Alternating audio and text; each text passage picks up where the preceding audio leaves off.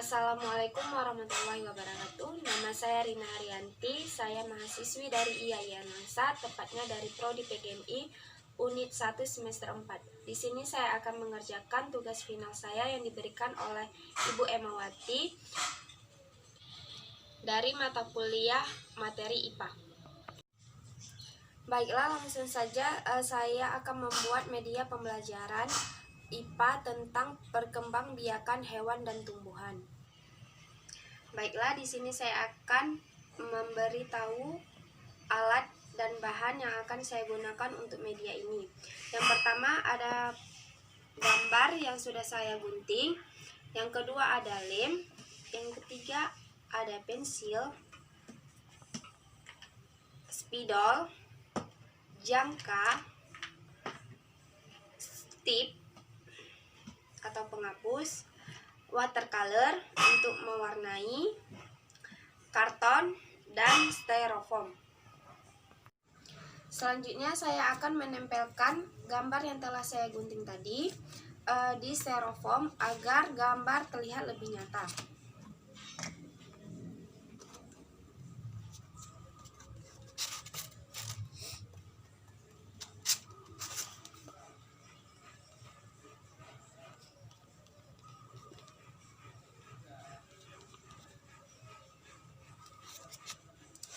Setelah itu, gambar yang telah ditempelkan di styrofoam kita gunting, kita belah dengan pisau.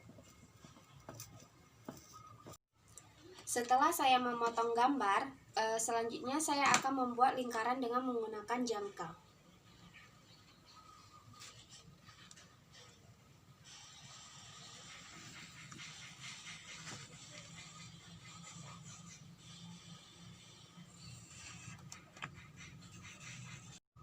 Setelah saya membuat lingkaran pada karton, selanjutnya saya akan membagi 4 bagian pada lingkaran.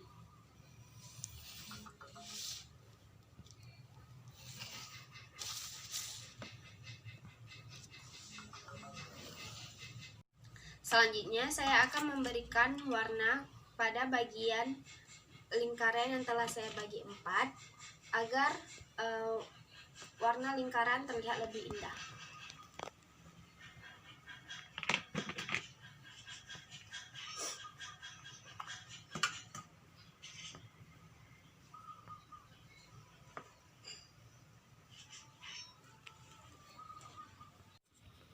Setelah saya memberikan warna pada lingkaran, selanjutnya saya akan menempelkan gambar tumbuhan dan hewan di karton. Yang langkah pertama yaitu kita menempelkan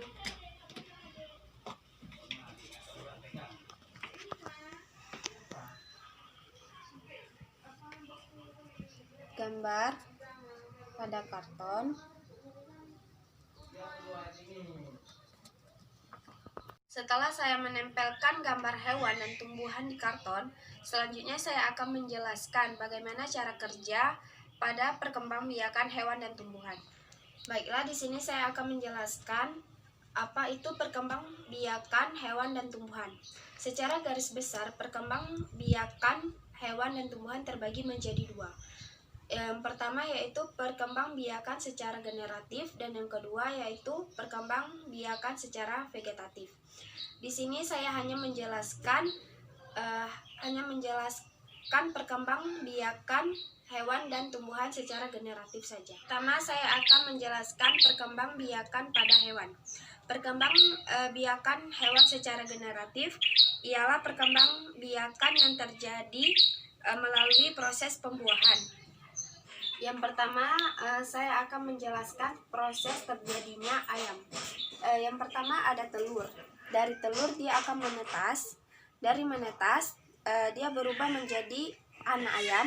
Dari anak ayam, dia berubah menjadi induk ayam. Pada perkembangbiakan hewan generatif ini akan melakukan perkawinan dan akan terjadinya sel telur dan sel sperma. Selanjutnya saya akan membahas tentang perkembangbiakan tumbuhan secara generatif. Perkembangbiakan tumbuhan secara generatif dialami oleh tumbuhan berbiji melalui proses penyerbukan. Penyerbukan merupakan peristiwa jatuhnya serbuk sari di kepala putih. Apabila proses penyerbukan berhasil, akan terbentuknya biji. Contoh perkembangbiakan tumbuhan secara generatif, saya mengambil contoh dari tumbuhan mangga. Dari buah mangga, dia akan berubah menjadi biji. Dari biji, dia akan menumbuhkan daun. Dari menumbuhkan daun, dia akan berubah menjadi pohon mangga yang kecil. Dari pohon mangga kecil, dia akan berubah menjadi pohon mangga yang besar.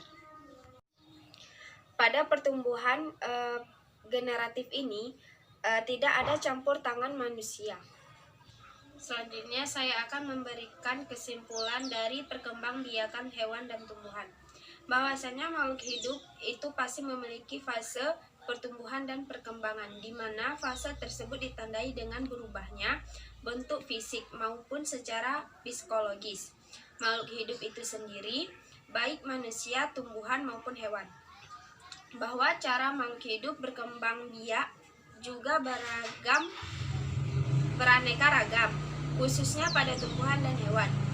Tujuan utama makhluk hidup itu berkembang biak adalah untuk memperoleh keturunan. Dan dengan adanya media ini dapat membantu kita bagaimana proses perkembangbiakan hewan dan tumbuhan secara generatif. Sekian dari presentasi saya. Apabila ada salah, saya mohon maaf. Wabillahi taufiq wal hidayah. Assalamualaikum warahmatullahi wabarakatuh.